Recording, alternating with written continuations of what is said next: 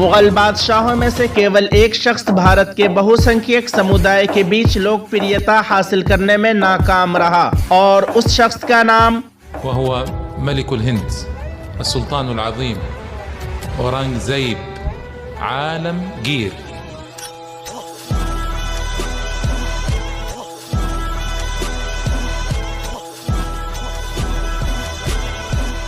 भारतीय लोगों के बीच औरंगजेब की छवि एक कट्टर धार्मिक दिमाग वाले राजा की है जो हिंदुओं से नफरत करता था और जिसने अपने बड़े भाई दारा शिकोह को भी अपने राजनीतिक फायदे के लिए नहीं बख्शा था।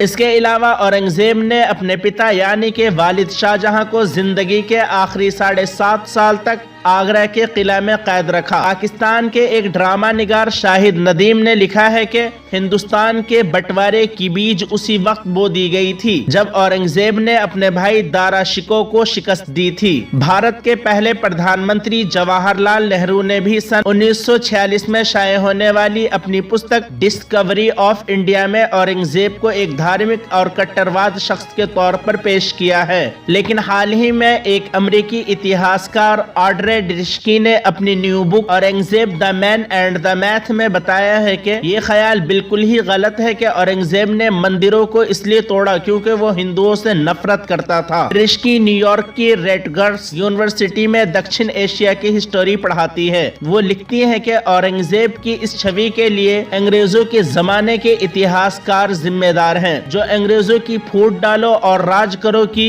साजिश के तहत हिंदू मुस्लिम दुश्मनी को बढ़ावा देते थे। औरंगजेब ने 49 साल तक 150 मिलियन लोगों पर हुकूमत की।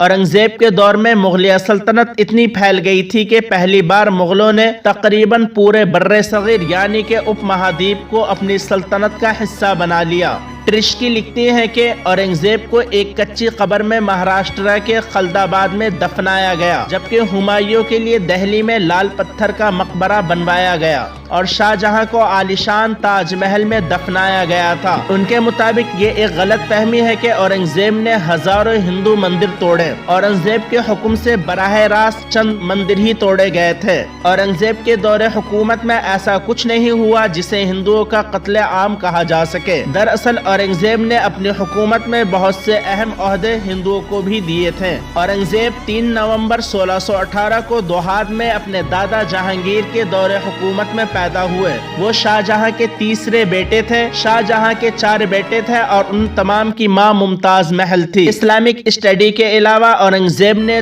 तुर्किश लिटरेचर और मास्टर्ड कैलीग्राफी में महारत हासिल। दूसरे मुगल बादशाहों की तरह औरंगजेब भी बचपन से हिंदी में फर्राटे के साथ बातचीत करते थे। बचपन से ही शाहजहां के 4 बेटों में मुगल तख्त हासिल करने का मुकाबला था। मुगल मध्य एशिया के उसी उसूल पर यकीन रखते जिसमें तमाम भाइयों को हुकूमत पर बराबर का हक था। शाहजहां अपने सबसे बड़े बेटे दारा शिकोह को बादशाह बनाना चाहता था लेकिन औरंगजेब का ख्याल था अपने बारे में कि मैं मुगल सल्तनत का सबसे ज्यादा काबिल वारिस हूँ, इसलिए मुझे सल्तनत हिंद का सुल्तान बना दिया जाए। ऑड्रे डिरिश्की इसका जवाब देते हुए कहती हैं, दर हकीकत दारा शिकोह मुगल सल्तनत को चलाने या जीतने की सलाहियत नहीं रखता था। हिंदुस्तान के ताज को हासिल करने की कोशिश में बीमार बादशाह की हिमायत के बावजूद दारा शिकोह औरंगजेब की राजनीतिक समझ और तेजी का मुकाबला बिल्कुल भी नहीं कर सका। सन 1658 में औरंगजेब ने अपने छोटे भाई मुराद के साथ मिलकर आगरा किला को चारों तरफ से घेर लिया। उस वक्त उनके वालिद शाहजहां किला में ही मौजूद थे।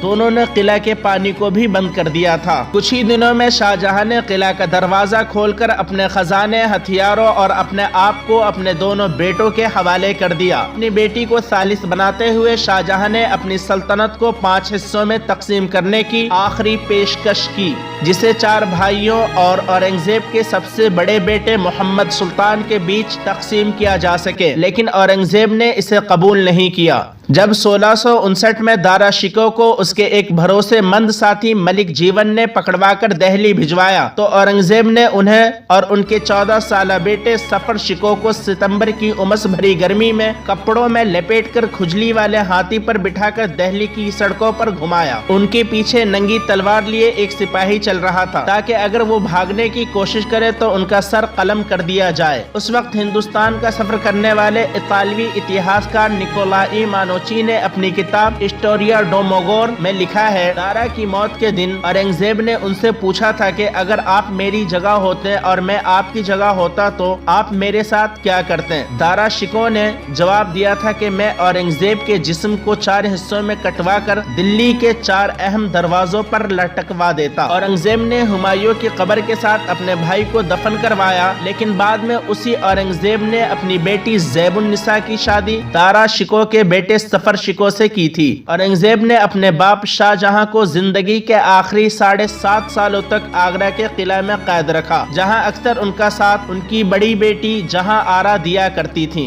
باپ کو قید کرنے کا سب سے بڑا نقصان اورنگزیب کو اس وقت ہوا جب مکہ کے شرفاؤں نے اورنگزیب کو ہندوستان کا باضابطہ حکمران ماننے سے انکار کر دیا اور کئی سالوں تک ان کے تحائف لینے سے انکار کرتے رہے۔ اورنگزیب سن 1669 میں دہلی کو چھوڑ کر دکشن بھارت کے لیے روانہ ہو گئے اور پھر کبھی اتر بھارت واپس نہیں آ سکے۔ ان کے ساتھ ہزاروں لوگوں کا کارواں بھی دکشن کے لیے روانہ ہوا، جس میں شہزادے اکبر کو چھوڑ کر ان کے تمام بیٹے اور ان کا پورا حرم شامل تھا۔ اورنگزیب کے جانے کے بعد دلی ایک آسیب زدہ شہر نظر آنے لگا۔ بے رونقی پوری دلی پر چھا گئی تھی اور لال قلعہ کے کمروں میں اتنی دھول چھا گئی کہ ادر کنٹری کے گیسٹوں سے لال قلعہ کو چھپایا جانے لگا۔ اورنگزیب اپنی کتاب رقعات عالمگیری میں لکھتے ہیں کہ ساؤتھ میں انہیں سب سے زیادہ آم کی کمی محسوس ہوتی تھی۔ بابر سے لے کر تمام مغل بادشاہوں کو آم بہت پسند تھا۔ ٹرشکی لکھتی ہیں کہ اورنگزیب اکثر اپنے حکام سے شمالی ہند کے آم بھیجنے کی فرمائش کرتے۔ انہوں نے کچھ آموں کو بھی سدھارس اور رسنا بلاس جیسے ہندی نام بھی رکھے۔ سن 1700 میں اپنے بیٹے شہزادے اعظم کو لکھے ایک خط میں اورنگزیب نے انہیں ان کے بچپن کی یاد دلائی جب انہوں نے نگاڑے بجنے کی نقل کرتے ہوئے اورنگزیب کے لیے ایک ہندی زبان کا استعمال کیا تھا،